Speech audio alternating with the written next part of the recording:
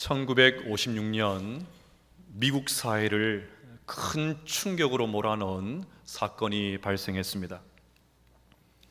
바로 짐 엘리엇과 그의 일행이 끔찍한 순교를 당한 것입니다. 짐 엘리엇은 명문 휘튼 대학을 수석으로 졸업할 정도로 탁월한 학생이었습니다. 그러면 공부만 잘한다고 생각할 수 있는데 그렇지 않습니다. 레슬링 챔피언을 차지할 정도로 운동에도 소질이 있었습니다. 그러니 그는 캠퍼스에서 유명한 스타였고 주변 사람들의 기대를 한몸에 밟는 촉망받는 젊은이였습니다. 이런 탁월한 이력을 가진 그가 아우카 부족에게 복음을 전하기 위해서 4명의 친구들과 함께 에콰도르로 떠났습니다. 복음을 향한 열정이 그를 가만히 두지 않았기 때문입니다. 그런데 1956년 1월 8일 그들은 아우카 부족을 만났다는 무전을 남긴 채 끝내 돌아오지를 못했습니다. 구조대가 도착했을 때 그들은 이미 창과 도끼로 살해를 당한 뒤였습니다. 당시 미국의 타임즈와 라이프지는 이 사건을 보도하면서 이렇게 기사를 썼습니다.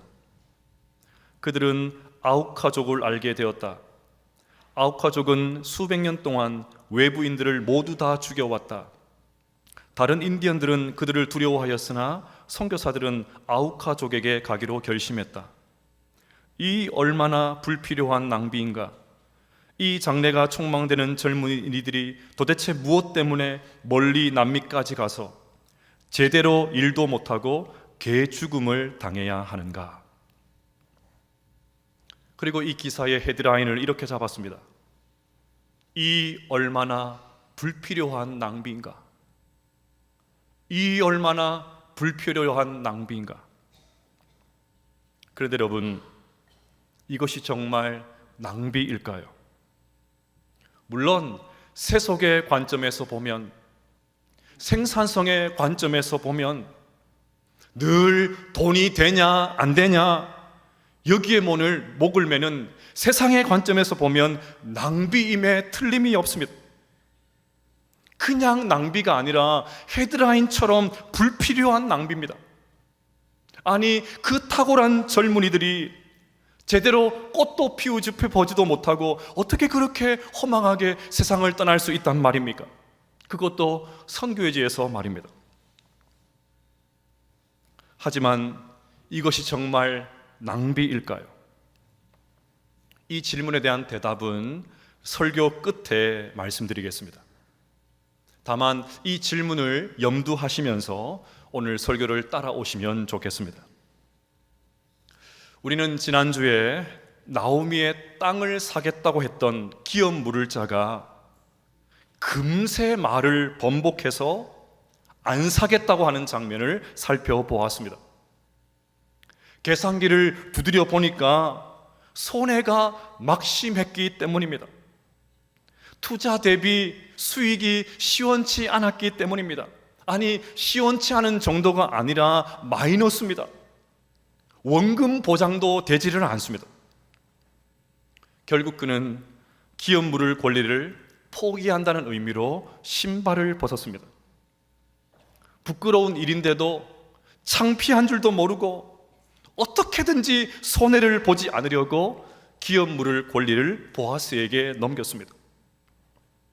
부끄러움은 잠시만 참으면 되고 어떻게든지 재산을 지키려는 그의 모습이 퍽이나 눈물겹습니다. 지난주에 말씀드린 대로 저는 이 사람을 비난하고 싶지는 않습니다. 우리도 별반 다르지 않기 때문입니다. 만약에 우리가 이런 제안을 받는다면 우리 모두도 별로 고민도 하지 않고 이 사람과 같은 선택을 하겠지요. 손해나는 장사를 누가 합니까? 한 푼이라도 아껴야 잘 살지요. 불필요한 낭비를 줄여야 나중에 추석되면 소고기라도 먹을 수 있지 않겠습니까?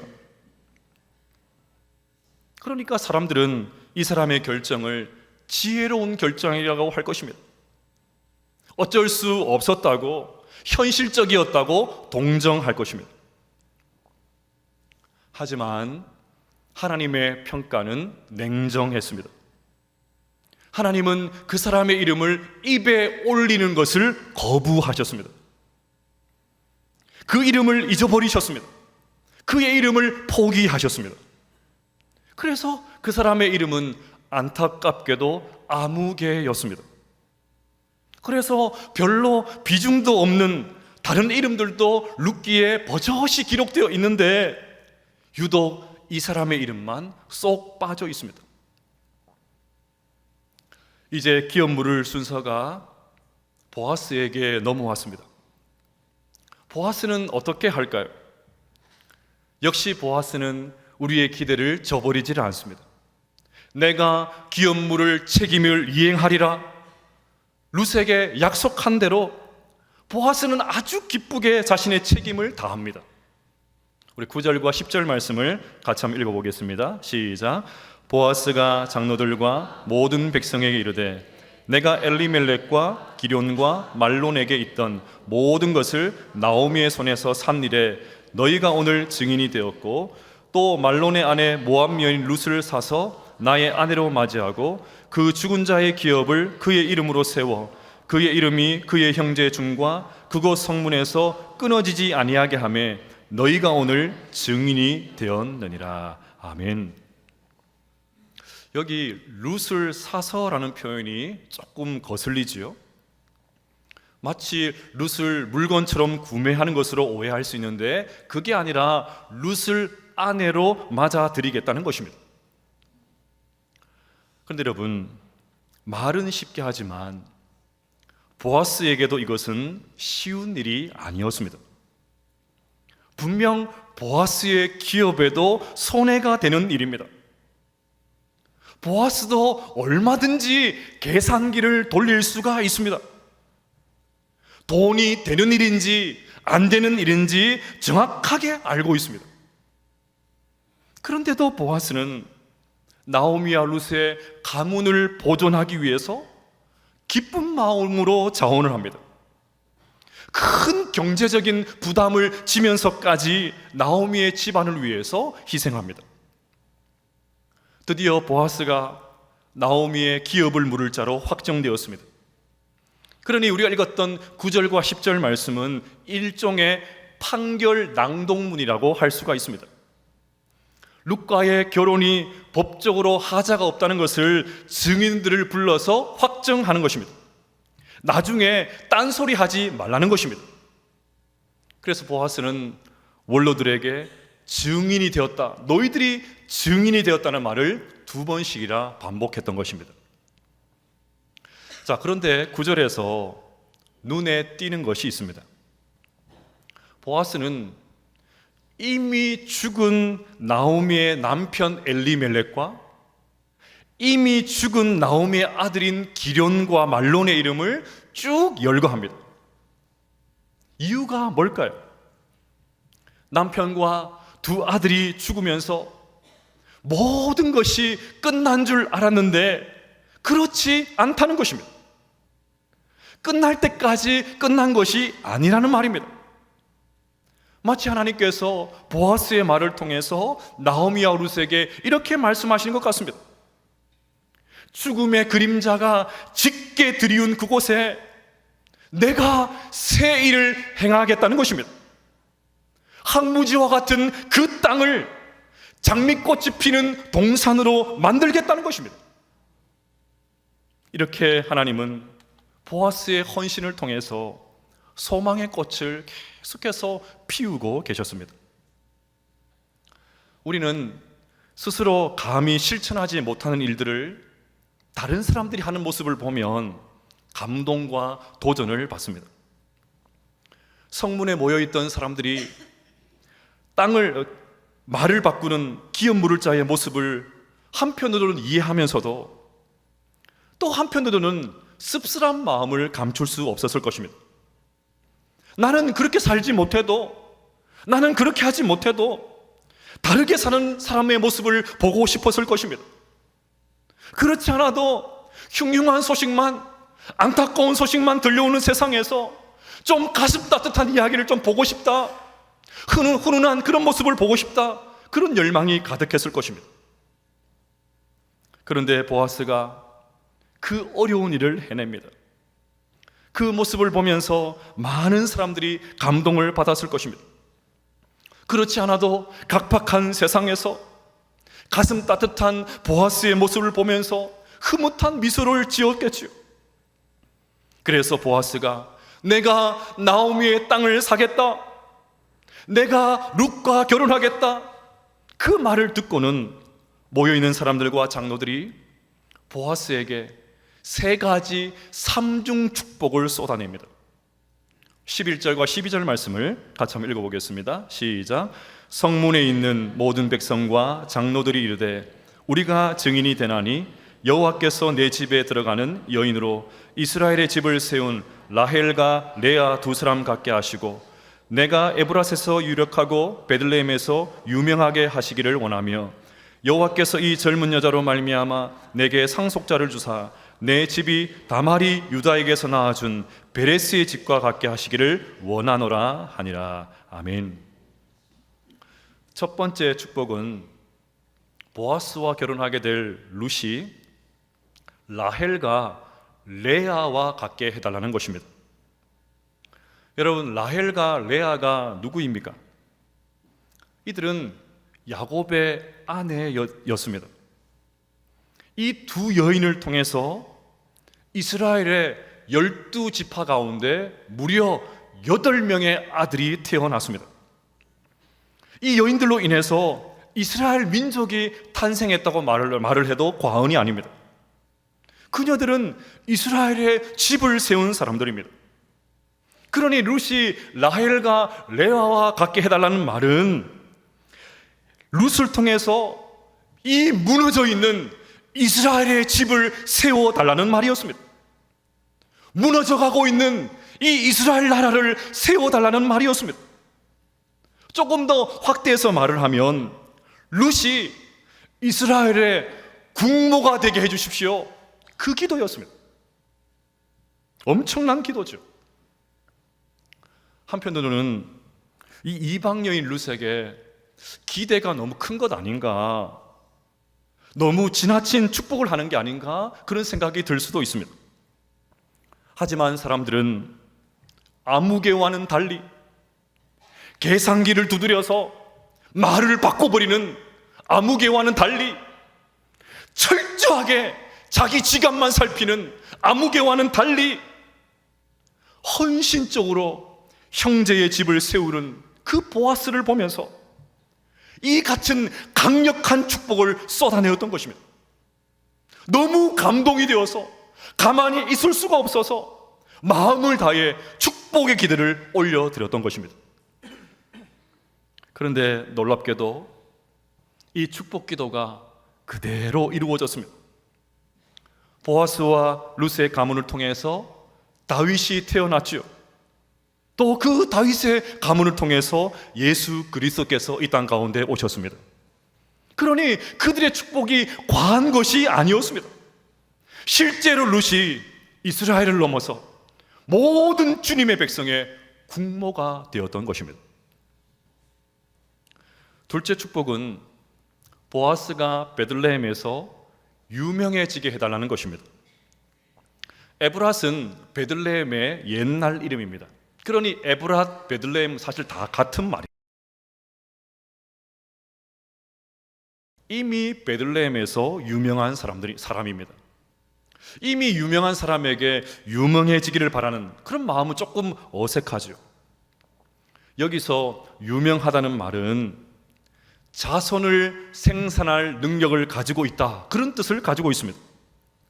따라서 사람들은 보아스와 룻의 결혼을 통해서 많은 자손들, 수많은 자손들이 태어나기를 기원했던 것입니다. 저는 이 대목을 보면서 소름이 돋았습니다. 여기서 자손은 단순히 생물학적인 자손만을 의미하는 것이 아닙니다. 저와 여러분과 같이 예수 그리스도 안에서 형제 자매가 된 하나님의 백성들도 다 포함이 됩니다. 하나님은 보아스가 유명해지기를 원하는 사람들의 기도를 결코 잊지 않으셨습니다. 그 기도를 성취하시기 위해서 하나님은 계속해서 쉬지 않고 일하셨습니다.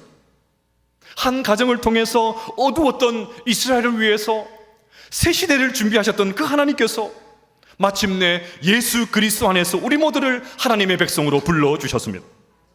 그러니 보아스와 룻을 통해 많은 자손들이 태어나게 해달라는 이 기도, 이 축복 기도가 그대로 이루어진 것이죠. 그 기도의 증거가 바로 저와 여러분들입니다. 셋째 축복은 보아스와 룻을 통해서 태어날 자녀가 다말의 아들이었던 베레스와 같이 해달라는 것입니다. 여기에 다말의 이름이 나오는 것이 조금 당황스럽습니다. 그다지 덕스러운 이야기가 아니기 때문입니다. 다말은 유다의 며느리였습니다.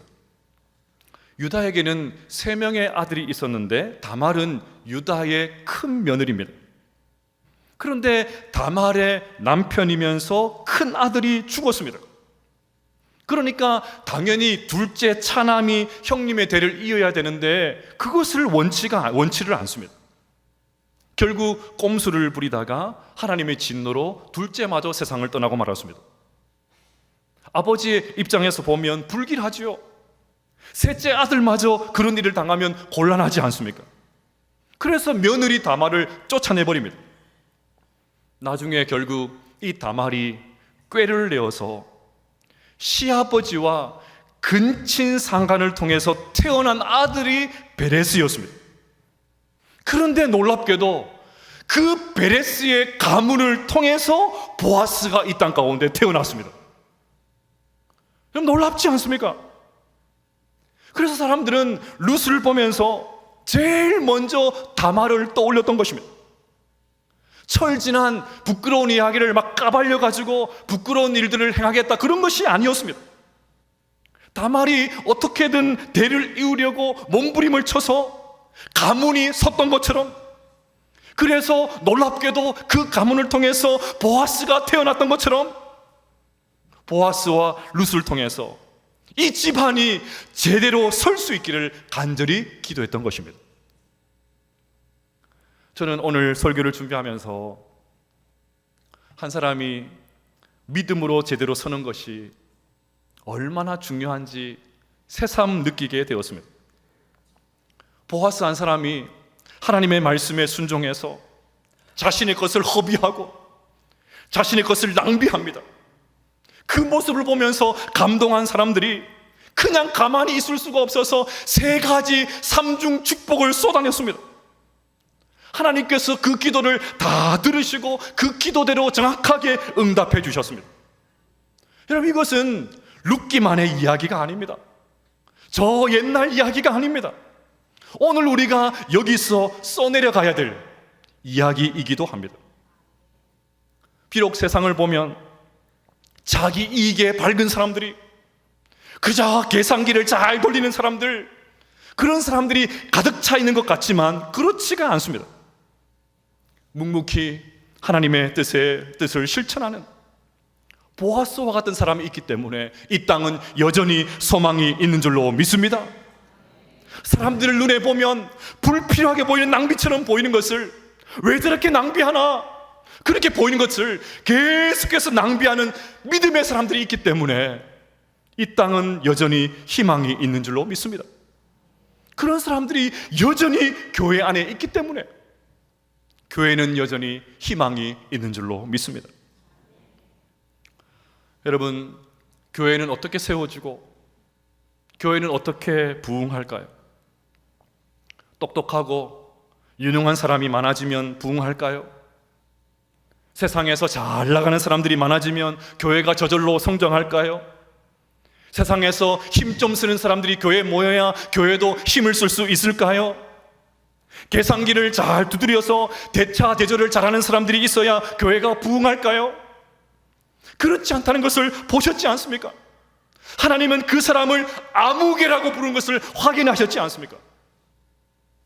여러분, 교회가 부흥하려면 교회 안에 보아스가 많아야 됩니다. 계산기를 두드리지 않고 그저 자신의 것을 내어주는 보아스가 많아야 성장할 수 있습니다. 아무리 사람들이 이 얼마나 불필요한 낭비인가, 이 얼마나 쓸데없는 낭비인가 그렇게 조롱해도 기꺼이 내 것을 낭비하고 허비하는 보아스가 많아져야 교회가 부흥할 수가 있습니다. 올해 여름은 유난히 무더웠죠. 지난 8월 폭염이 기승을 부리던 어느 날 교회의 5층 전체 에어컨이 고장이 났습니다. 아시는 것처럼 5층에는 제가 있는 목양실과 중보 기도실이 있습니다. 저야 어떻게든 견디면 되지요. 그리고 그때 더위를 피하는 방법을 알게 되었습니다. 태양을 피하는 방법을 알게 되었습니다. 불필요한 움직임을 하지 않는 것입니다. 생존을 위해서 최소한의 움직임만 가져가니까 견딜만 했습니다. 그리고 더우니까 집중력이 더 발휘가 되더라고요. 이 찜통 같은 목양실을 빨리 벗어나야 되니까 영감이 넘쳤습니다. 얼마나 설교 준비가 빨리 되는지요. 그런데 중보기도실에서 기도하는 분들이 걱정이 되었습니다. 그래서 중보기도 단체 톡방에 상황을 알렸습니다. 에어컨이 고장나서 수리를 하는데 최소 일주일 정도 걸리니까 이 기간 동안 잠시 중보기도를 쉬었으면 좋겠다고 올렸습니다. 저는 다들 좋아하실 줄 알았어요. 중보기도가 시작된 이후로 지금까지 한 번도 쉬어본 적이 없는데 한 번쯤은 쉬어도 되지 않겠습니까? 날도 더운데 한 번 정도는 쉬어도 되지 않을까요? 그런데 웬걸요? 중보기도 부장 집사님께서 아주 독하게 선풍기를 하나 더 비치해서 중보기도를 계속 하시겠다는 것입니다. 일주일이 뭡니까? 결국 에어컨 수리를 하는데 열흘이 걸렸습니다. 하지만 그 기간에도 우리 교회는 중보기도를 쉬지 않았습니다. 이게 교회이지 않습니까? 담임 목사는 성도들이 걱정이 되어서 그만하세요, 이제 좀 쉬세요 그러고, 성도님들은 무슨 소리세요, 무슨 일이 있어도 끝까지 사명을 감당하는 것이죠. 미련해 보여도 한 번을 쉬지 않고 또 땀을 흘립니다. 열기로 후끈한 그 기도실에 들어가서 또 1시간 동안 성도님들을 위해서 기도합니다.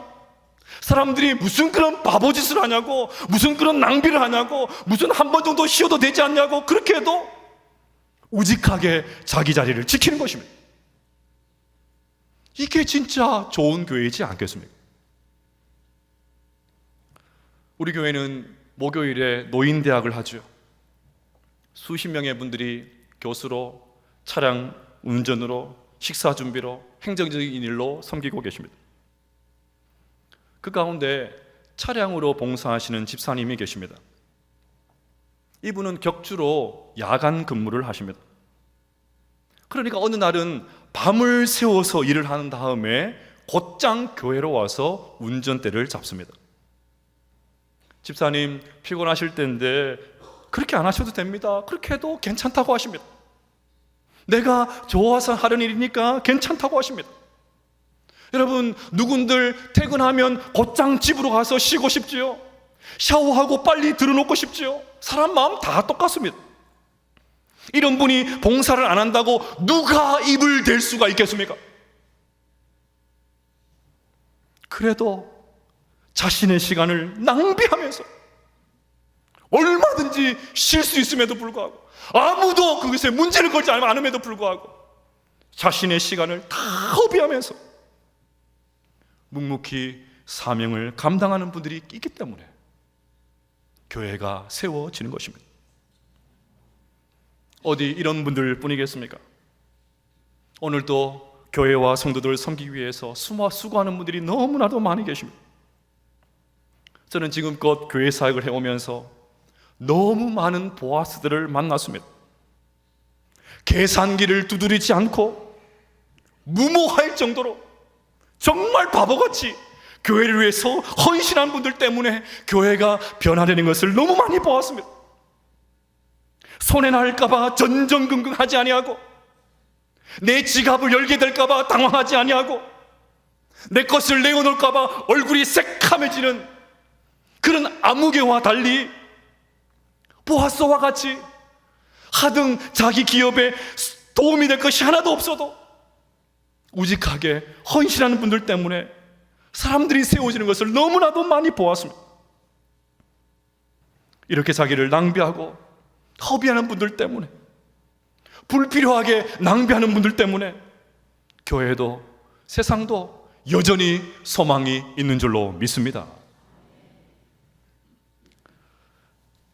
지난 여름 전국적으로 비가 참 많이 내릴 때 참 가슴 따뜻한 이야기를 들었습니다. 폐지를 리어커에 싣고 힘겹게 밀고 가는 한 할아버지 옆에서 우산으로 비를 가려주는 젊은 여인이 있었습니다. 그 모습을 누군가가 뒤에서 찍어서는 사진을 올린 것입니다. 이 여인은 자기 옷과 자기 몸이 다 젖는 것을 아랑곳하지도 않고 우산의 절반 이상을 할아버지에게 씌워 주었습니다. 그렇게 비를 맞으면서 함께 걸어간 거리가 1km가 넘었다고 합니다. 사진을 본 기자가 수소문 끝에 이 여인의 가족들과 인터뷰를 요청했는데 자신의 이야기가 기사화되는 것을 한사코 거부했다고 합니다. 사진이 나온 것도 부담스럽다고 그렇게 이야기했답니다. 그러면서 마지막에 자신은 교육계에 종사하는 사람이며 자신의 행동은 너무나도 자연스러운 일이었고 아마도 기독교 신앙이 있어서 해야 할 일을 당연히 했을 뿐이라고 말을 하더랍니다. 기독교 신앙에 있어서 해야 할 것을 당연히 했다는 말이 너무 좋지 않습니까? 너무 감동이 되지 않습니까? 이런 사람들이 많아져야 됩니다. 여러분, 우리 주변에 세찬 인생의 비를 맞는 누군가를 위해서 우리의 어깨를 내어주고 내가 써도 모자랄 그 우산을 다른 사람에게 씌워준 사람이 진짜 그리스도인이지 않겠습니까? 모두가 계산기를 두드리면서 아무도 손해를 보려 안 하고 모두가 아무개가 되려고 하는 바로 이때에 기꺼이 보아사가 되기를 결단하는 사람이 진짜 하나님의 백성 아니겠습니까? 알고 보니까 그렇게 자신을 낭비하는 사람이, 다른 사람을 위해서 그렇게 허비하는 사람이 알고 보니까 교회 다니는 사람이었어. 역시 내가 그럴 줄 알았지.